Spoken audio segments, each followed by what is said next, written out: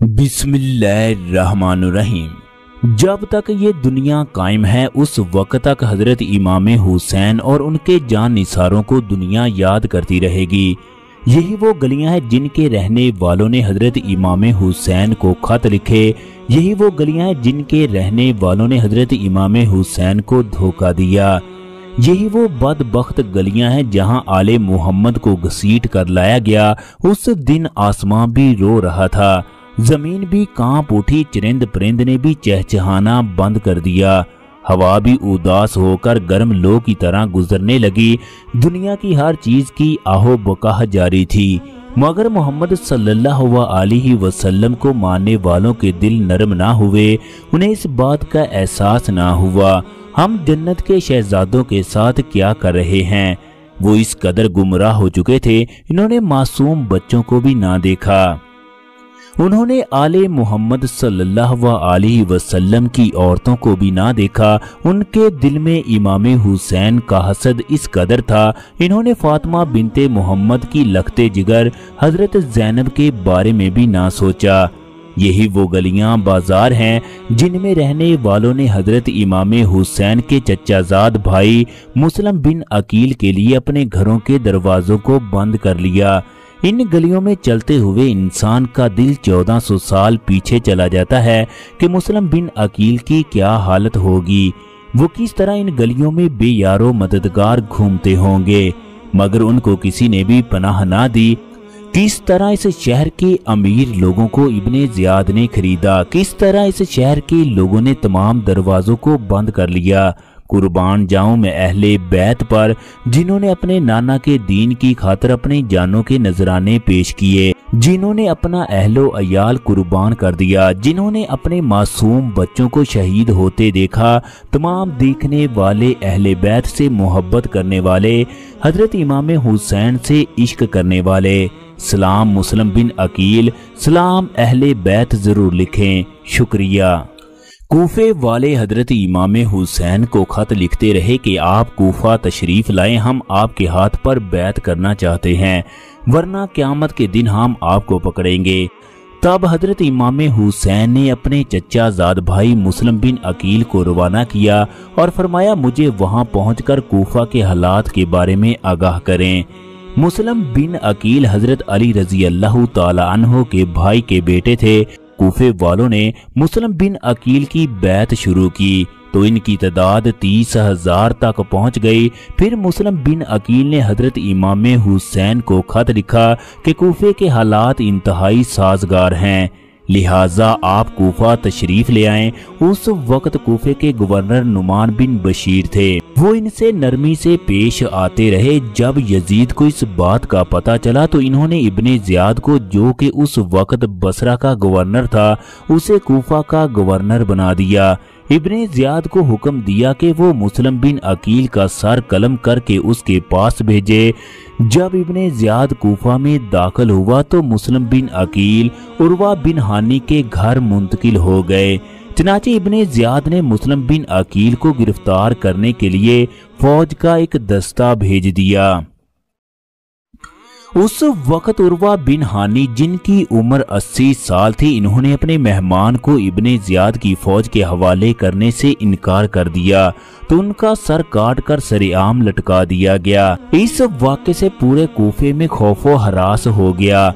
मुस्लिम बिन अकील को जब उर्वा बिन हानी के बारे में पता चला तो इन्होंने लोगों को बाहर निकलकर आवाज दी तो 40,000 अफराद आपके साथ शाही महल का मुआसरा करने के लिए तैयार हो गए। अगर उस वक्त मुस्लिम बिन अकील शाही महल पर कब्जा कर लेते, इब्ने ज़ियाद को गिरफ्तार करना चाहते तो कर सकते थे, मगर मुस्लिम बिन अकील ने हमला करने का हुक्म ना दिया। आप चाहते थे सुलह हो जाए ताकि मुसलमानों का नुकसान ना हो। आपने थोड़ा सब्र किया तो उस सब्र से दुश्मन ने फायदा उठाकर कूफा के तमाम सरदारों और मालदारों को यरगमाल बनाकर उन्हें मजबूर किया कि आप और आपके रिश्तेदार मुस्लिम बिन अकील का साथ छोड़ दें। चनाचे इन सरदारों ने घबरा कर किले की दीवार पर चढ़कर अपने लोगों से गुफ्तगू की, मुस्लिम बिन अकील को छोड़ दिया जाए वरना यजीद तुम्हें खत्म कर देगा। تمہارے اہل و عیال برباد ہو جائیں گے، تم مصیبت میں پڑ جاؤ گے۔ ابن زیاد ہم سب لوگوں کو ختم کر دے گا، ہم سب لوگوں پر رحم کرو اور واپس اپنے گھروں میں چلے جاؤ۔ ابن زیاد کا یہ حربہ کامیاب ہوا۔ کوفے والے مسلم بن عقیل کا ساتھ چھوڑنے لگے۔ مغرب کی نماز کے وقت ایک بھی آدمی آپ کے ساتھ نہ رہا۔ یوں مسلم بن عقیل پورے کوفے میں تنہا رہ گئے۔ آپ پر کوفے کے دروازے بند ہو گئے۔ پورے کوفے میں رات گزارنے کے لیے آپ کے پاس جگہ موجود نہ تھی۔ ان گلیوں میں مسلم بن عقیل جس دروازے پر جاتے کوئی بھی آواز نہ دیتا۔ اس وقت آپ کے 2 ننھے معصوم بچے بھی آپ کے ساتھ تھے۔ اسی دوران مسلم بن عقیل کی ملاقات ایک قاضی سے ہوئی۔ اس نے پوچھا تم کون ہو؟ آپ نے کہا بابا ہم دوسرے ملک سے آئے ہیں، ہم مسافر ہیں، اگر آپ آج کی رات میرے بچوں کو رکھ لیں گے تو میں آپ کا شکر گزار ہوں گا۔ آج کی رات آپ ہمیں پناہ دے دو، کل قیامت کو ہم آپ کو پناہ دیں گے۔ مسلم بن عقیل کی باتیں سن کر قاضی کی آنکھوں سے بے اختیار آنسو جاری ہو گئے۔ دروازہ کھول کر عرض کرنے لگا آپ لوگ اندر تشریف لے آئیں۔ جب آپ اندر تشریف لائے تو چراغ کی روشنی میں اس نے مسلم بن عقیل کو پہچان لیا۔ وہ آپ کے قدموں میں گر گیا جبکہ اس نے بچوں کو گلے سے لگا لیا۔ صبح ہوتے ہی ابن زیاد کی فوج ان گلیوں میں مسلم بن عقیل کو تلاش کرنے لگی۔ اس نے اعلان کر دیا کہ مسلم بن عقیل جس گھر سے برآمد ہوئے اس کے بچوں کو بھی ختم کر دیا جائے گا۔ آپ نے قاضی سے کہا آپ میرے بچوں کو صبح مدینے کی راہ پر ڈال دینا، خود ہی ٹھوکریں کھاتے ہوئے وہاں پہنچ جائیں گے۔ اتنا کہتے ہی مسلم بن عقیل نے تلوار کو دامن سے باہر نکالا اور بلند آواز سے کہتے ہوئے باہر آئے، اے کوفہ کے بے وفا لوگو، تم نے میرے ہاتھ پر بیعت کی ہے، مجھے اپنا پیشوا تسلیم کیا ہے۔ میں خود نہیں آیا بلکہ آپ لوگوں کے خطوط کی وجہ سے میں یہاں پہنچا۔ تم نے میرے پیچھے نمازیں پڑھی ہیں، اب تم لوگ اپنے مہمان کے خون کے پیاسے ہو گئے۔ قیامت کے دن تم حضور اکرم صلی اللہ علیہ وسلم کو کیا جواب دو گے؟ جنہوں نے فرمایا میرے اہل بیت کا دشمن میرا دشمن ہے، جبکہ میری آل کا دشمن میرا دشمن ہے، جبکہ میری آل سے لڑنے والا مجھ سے لڑنے والا ہے۔ آج تم لوگ محمد صلی اللہ علیہ وسلم کے حجرے کی دیوار گرانا چاہتے ہو، آج تم باطل کے ساتھ کھڑے ہو۔ رات کو مسلم بن عقیل ایک عورت کے گھر میں ٹھہرے جس کے بیٹے نے ابن زیاد کو جا کر بتا دیا۔ فجر کے بعد ذکر و اذکار میں مصروف تھے کہ آپ کو گھوڑوں کی ٹاپوں کی آوازیں سنائی دی۔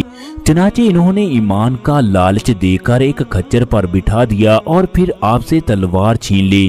چنانچہ آپ کو پورا یقین ہو گیا کہ میرے ساتھ دھوکہ ہوا ہے۔ جب مسلم بن عقیل ابن زیاد کے دربار میں پہنچے تو وہاں آپ کے درمیان کافی بحث و مباحثہ ہوا۔